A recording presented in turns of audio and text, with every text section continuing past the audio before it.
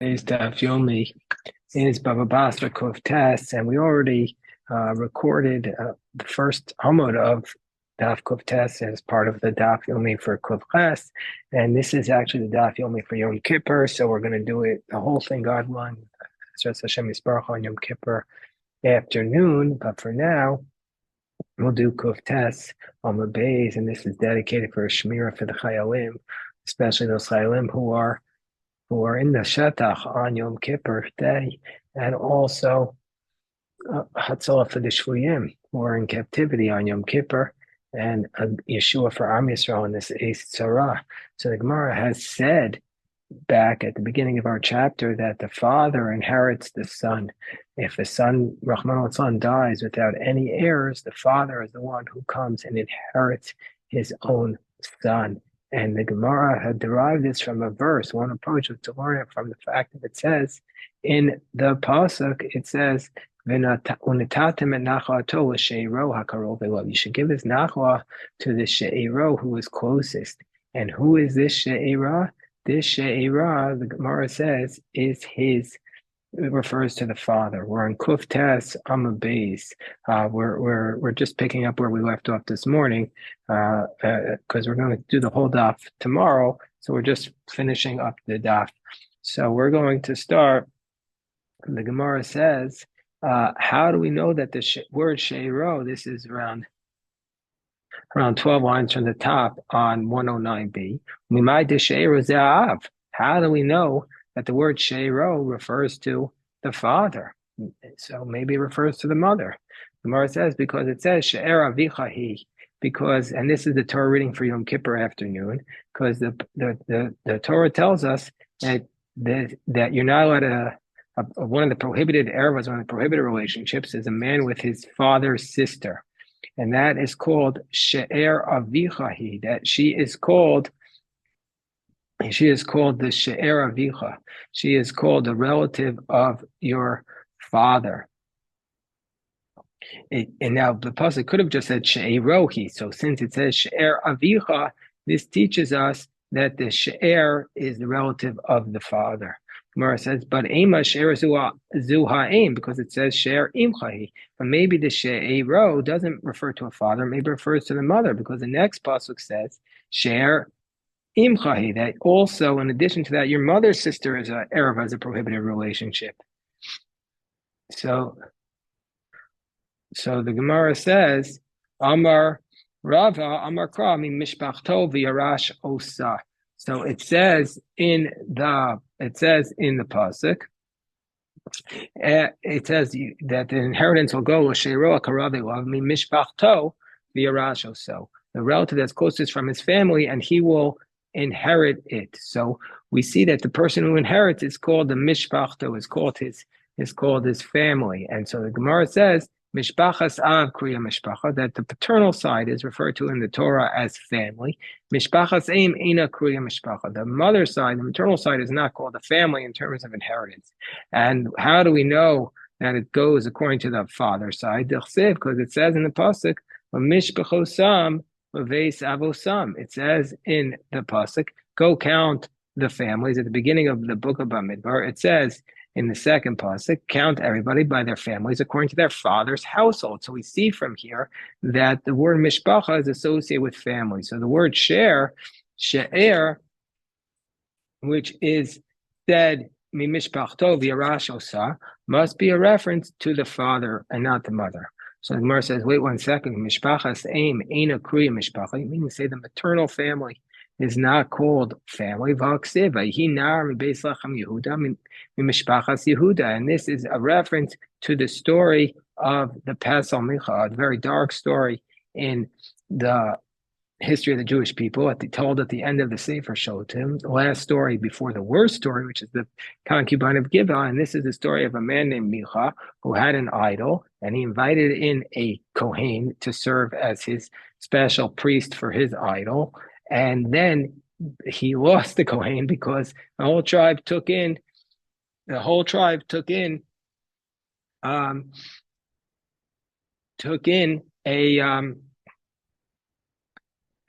took over, and they said this idol has to serve the entire tribe. So we see from here that and it says in the verse, "Vahinari beis lechem Yehuda mimishpachas Yehuda." There was a young man who was from the Beit Lechem Yehuda, from the family of Judah, who Levi, and he's a Levi. Well, how can you be a Levi if you're from the family of Judah?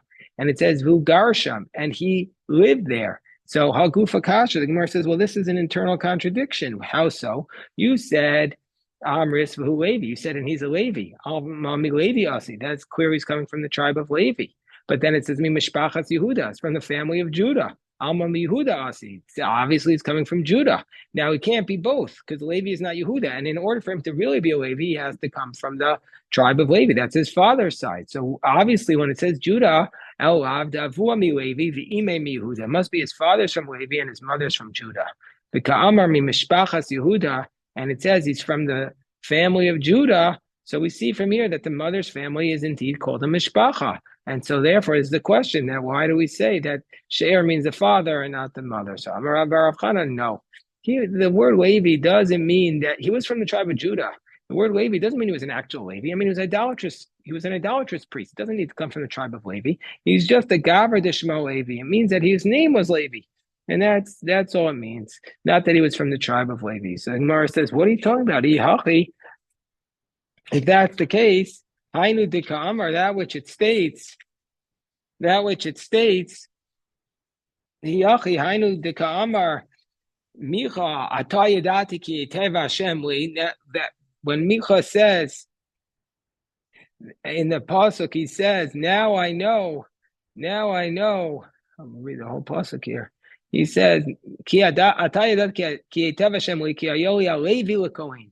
I have this Levi serving as a Kohen. So it's obviously the case he was from the tribe of Levi and he's my priest. Gemara says, in Ki Desramli Gavra Dishmei Levi. It means, no, I'm fortunate because I got a guy who was named as Levi. Gemara says, V'chi Levi Shemo, but Gemara says we have another problem. Was his name really Levi? Well, Yonasan Shemo. His name was Jonathan because it states, Yonasan ben Gershom ben Menashe.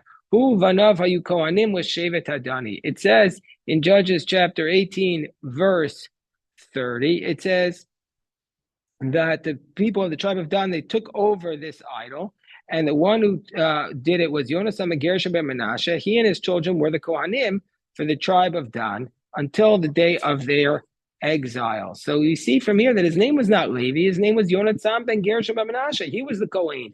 He was from the tribe of Levi, and he wasn't named Levi. So we see from here that when it says he was Levi and he was serving as the Kohen, it wasn't mean his name was Levi. It means his name was Yonasan.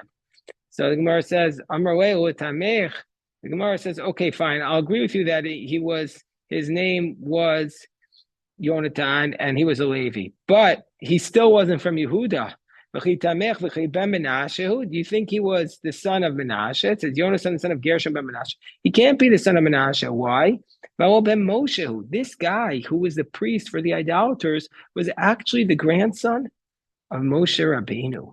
And he says, because it says in Divrei Hayamim, B'nai Moshe Gershom ve'Eliezer. And in fact, the tradition is, Rashbam says, when it says in Divrei Hayamim his name, it says that it was written with a nun. The Rashbam says a nun tuluya. The nun is suspended because it was extra, it was unneeded. To ben Moshehu, V'Yonasan ben Gershom ben Moshe. He was the grandson of Moshe Rabbeinu, and that basically what happened was that the tribe of Dan stole this idol of Micha, and this Levi, Yonasan, went with them to be their Kohen. So therefore, his name was not he wasn't from the tribe of Judah either. He was from the tribe of Levi. He wasn't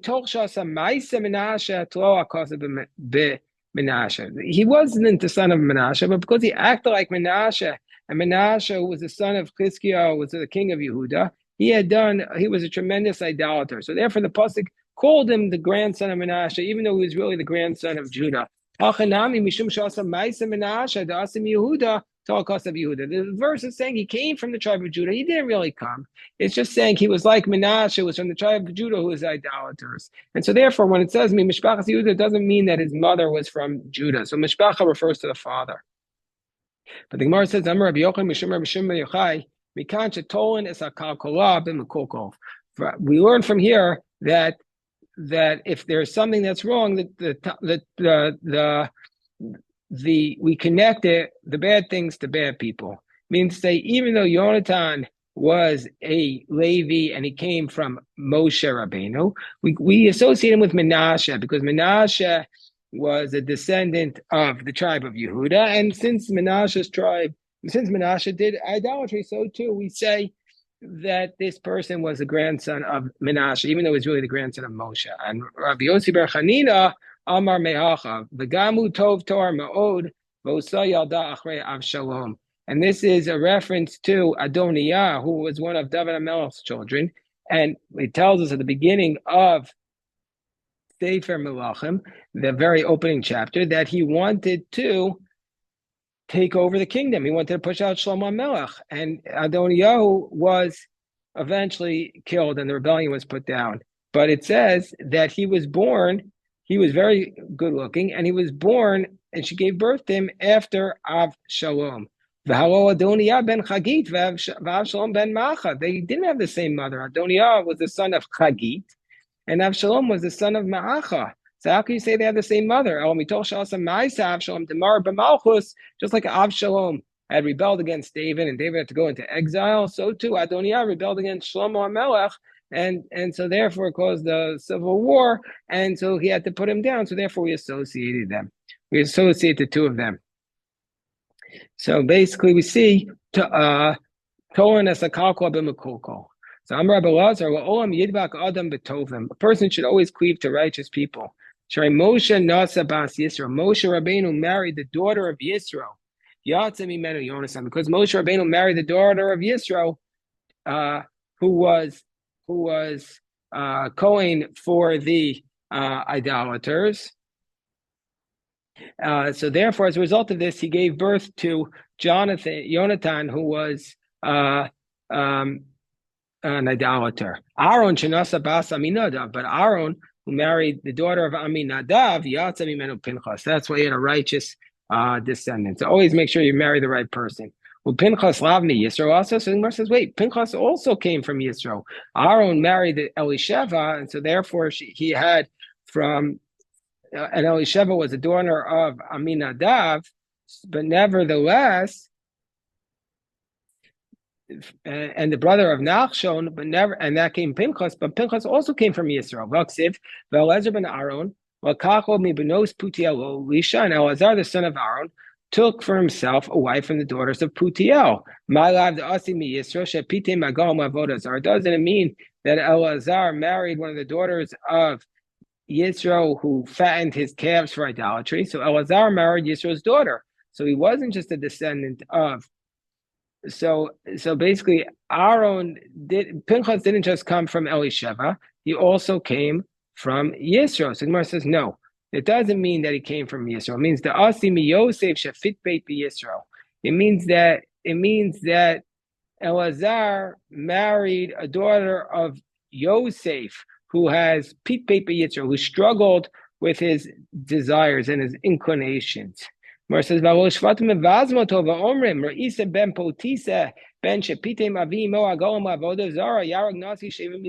Pinchas himself was taunted by the rest of the Jewish people.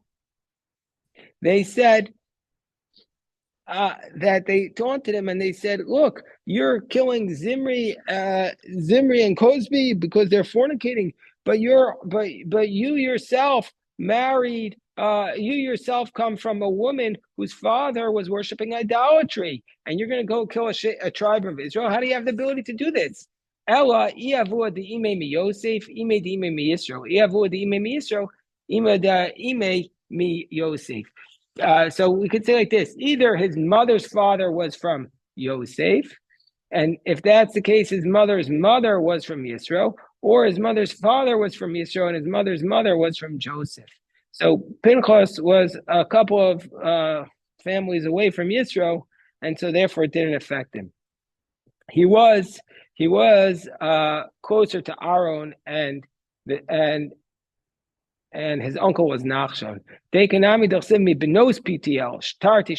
says Elazar took a wife from the daughters of Putiel. This teaches us that there were two ancestors of Elazar's wife, one from Yosef and one from Yisrael. And so we learn from here, I'll end with this phrase, Amarava, no Isha, before you get married, you have to look at your future wife's brothers. As it states, so it goes into the fact that you can learn out a lot of people by looking at your wife's brothers. Very, very important idea. We'll go into it more in Yom Kippur. Everybody should have a great fast. We'll stop here. Yasher koach.